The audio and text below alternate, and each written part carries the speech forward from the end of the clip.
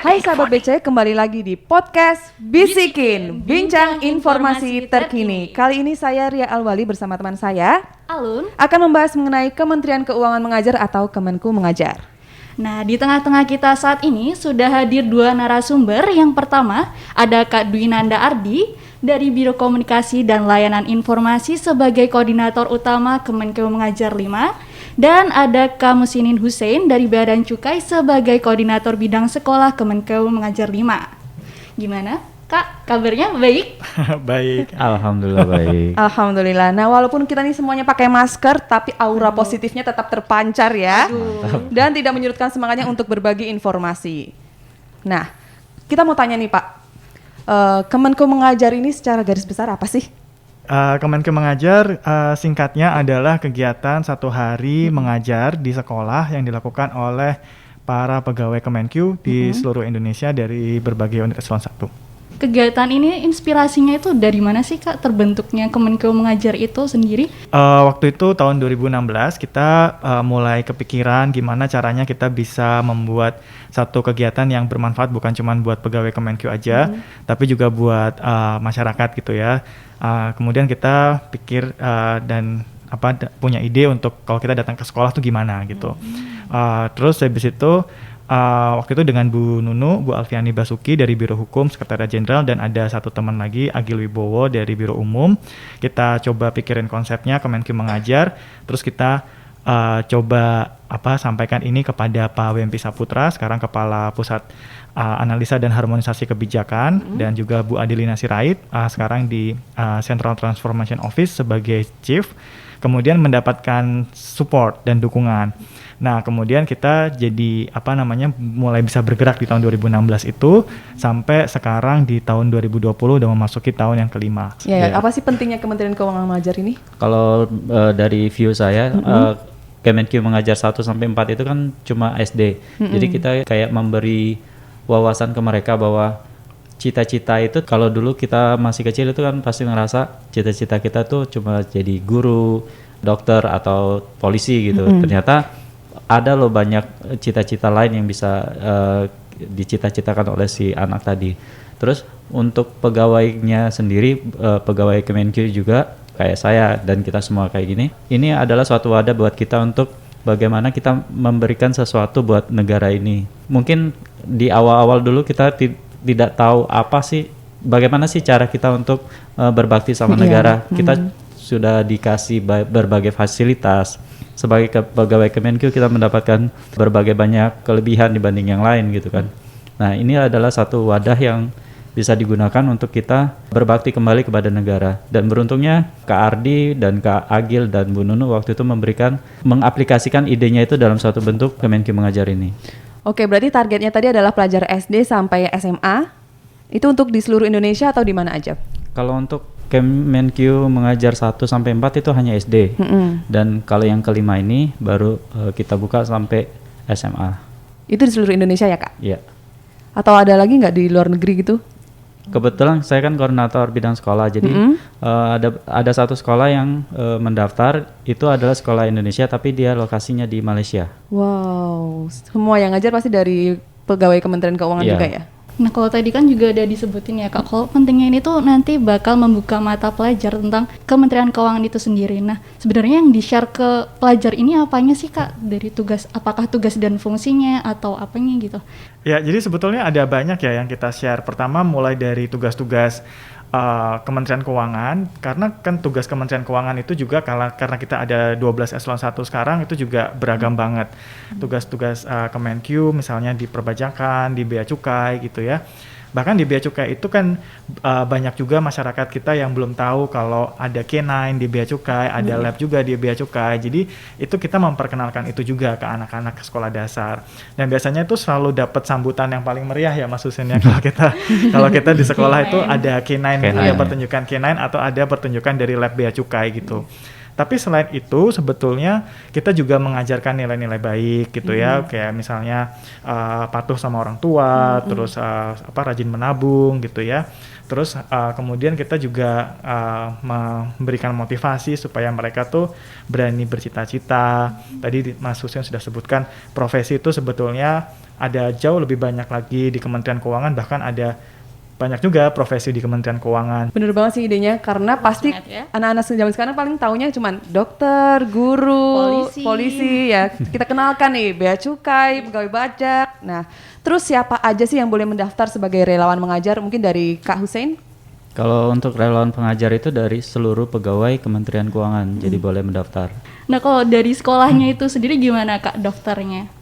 Kalau tahun pertama sampai keempat itu kita sebagai panitia, terutama panitia daerah, itu yang mendekati sekolah-sekolah mana yang akan kita ajar. Tapi kalau untuk tahun ini, khusus untuk tahun ini, kita membuka kesempatan mereka yang belum pernah ataupun pernah didatangi KM ini, mereka bisa mendaftarkan diri. Tapi karena ini secara online, makanya kita syarat utamanya itu bahwa sekolah tersebut sudah melaksanakan PJJ secara online. Dan siswanya pun memang bisa berpartisipasi, tidak hanya sekolahnya saja yang menyediakan akun Zoom, tapi siswanya pun juga harus Mempunyai sudah siap, medianya ya. Oke, baik. Kalau selama pandemi gini nih Kak, bagaimana pelaksanaan program Kementerian Keuangan? Mungkin dari Kak Ardi? Ya, jadi sebetulnya kita ada beberapa kegiatan baru juga di Kementerian Keuangan Mengajar yang tahun kelima ini. Pertama, selain nanti hari mengajar tanggal 30 November, kita itu tahun ini punya namanya Cerdik program atau cerita di Kemenkeu Mengajar. Minggu lalu kita baru menyelenggarakan itu dengan narasumber, ini webinar, narasumbernya adalah Menteri Keuangan, kemudian Menteri Pendidikan dan Kebudayaan, kemudian aktivis pendidikan Ibu Najila Shihab sama produser dan pemain film Dian Sastro. Jadi itu program Cerdik ini baru.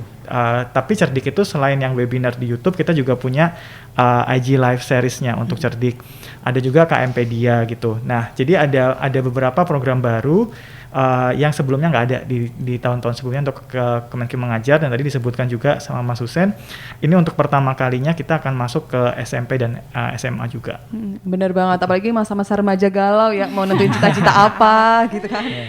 Nah, ini kan juga udah berjalan dari tahun 2016 ya kakak-kakak. Nah, ada nggak sih nih cerita suka dukanya itu seperti apa selama pelaksanaan dari Kemenkeu Mengajar? Harusnya banyak banget ya. Iya, kalau lagi udah 5 tahun ya, udah mau jalan 5 tahun.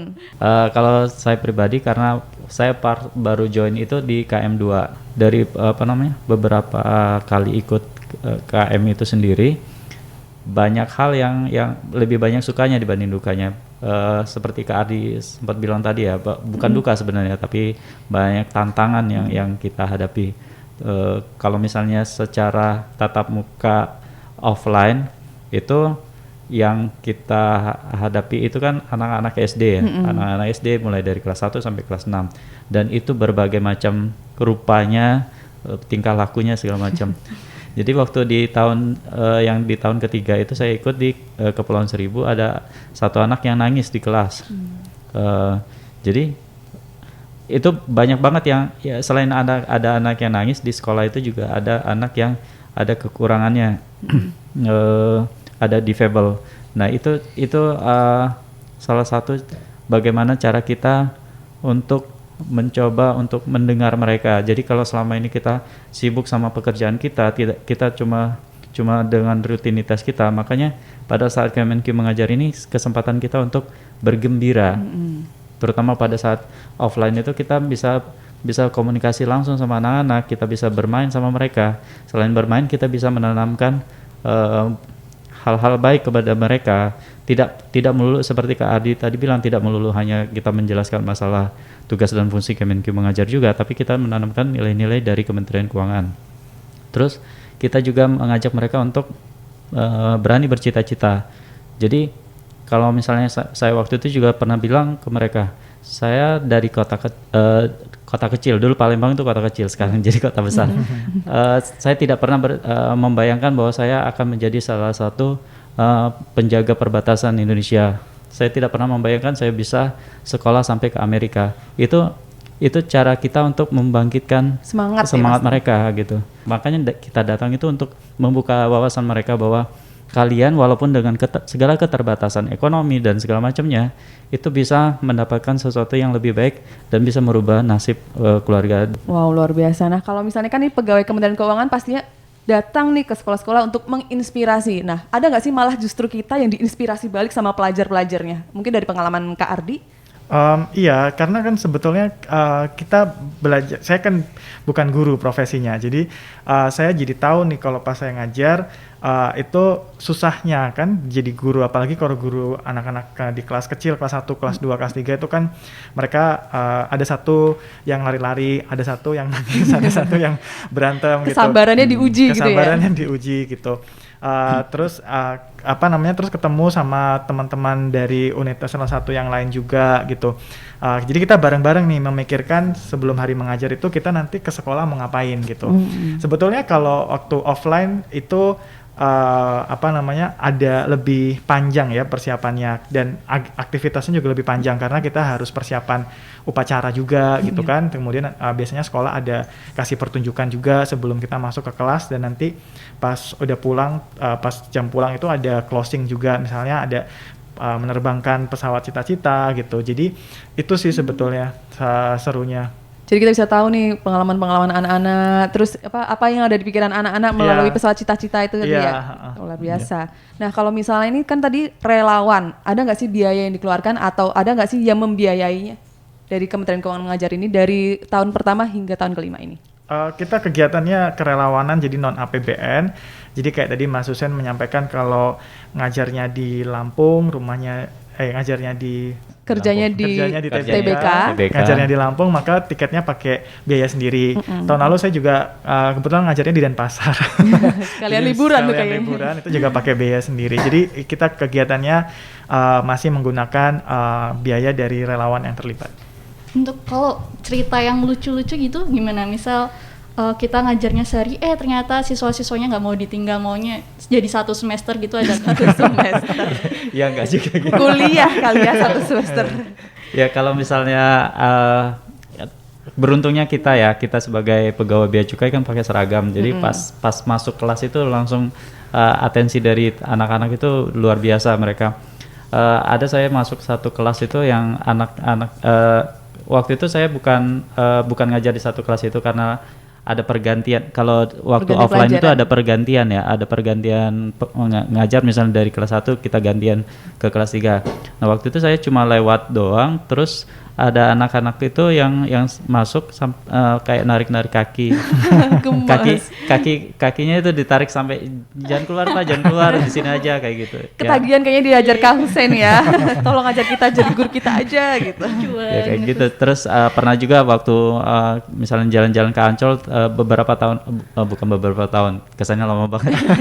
2 tahun setelah pelaksanaan itu ada yang sampai manggil-manggil di waktu itu saya di Ancol, terus manggil nama. Masih inget ya? Ya berarti mereka itu amazed banget bahwa mereka masih ingat ke kita gitu ya. Kitanya juga terenyuh, wah masih ingat padahal udah 2 tahun yang lalu gitu ya. Nah, terakhirnya ada nggak sih yang mau disampaikan mengenai Kementerian Keuangan Mengajar ini ke sahabat BC? Mungkin dari Kak Ardi dulu. Ya, mungkin pertama saya mau on behalf of panitia gitu ya, menyampaikan terima kasih karena setelah ditutup pendaftaran relawan dan pendaftaran sekolah, antusiasmenya masih sangat besar. Terima kasihnya juga termasuk kepada teman-teman bea cukai yang akan ikutan lagi. Kita tuh kalau nggak sampai penutupan itu dapat sekitar 1.390, belum termasuk panitia pusat dan para pejabat ya, karena Ibu Menteri Keuangan, Bapak Wakil Menteri Keuangan, Pak Dirjen Bea Cukai dan para pejabat eselon 1 ini juga dijadwalkan untuk mengajar juga. Kemudian kemarin waktu kita mengadakan webinar cerita di Kemenku Mengajar, itu juga program baru, kita kan sebetulnya deg-degan ya. Ini akan mendapatkan sambutan yang kayak gimana nih gitu. Tapi ternyata sambutannya bagus juga. Kita juga viewers di YouTube Kemenkurinya juga bagus gitu ya, banyak gitu. Jadi kita senang, kita jadi semangat gitu untuk mempersiapkan KM5 ini tanggal 30 November. Jadi terima kasih kepada teman-teman yang sudah bergabung juga. Terus mudah-mudahan kita bisa bareng-bareng siapin ini supaya tetap jadi Kemenku Mengajar yang memorable gitu seperti KM-KM sebelumnya. Luar biasa. Mungkin dari Kak Husen ada yang mau disampaikan? Ya, hampir sama dengan Kak Adi. Jadi kami sebagai panitia pusat mengucapkan terima kasih kepada teman-teman yang walaupun dengan kondisi seperti ini masih bersemangat untuk berpartisipasi, karena memang ini tantangan buat kita semua. Dengan keadaan seperti sekarang, bagaimana caranya kita menjalankan PJJ secara online ini dan baik, walaupun tantangannya terutama jaringan, terus belum lagi kendala-kendala teknis lainnya, karena kita tidak pernah tahu apa yang akan terjadi pada hari H.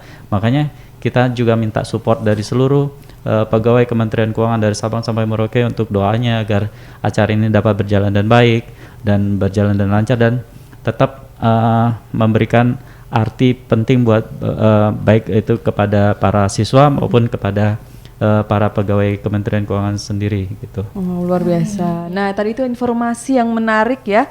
Pastinya Kemenku Mengajar 5 yang pastinya seru.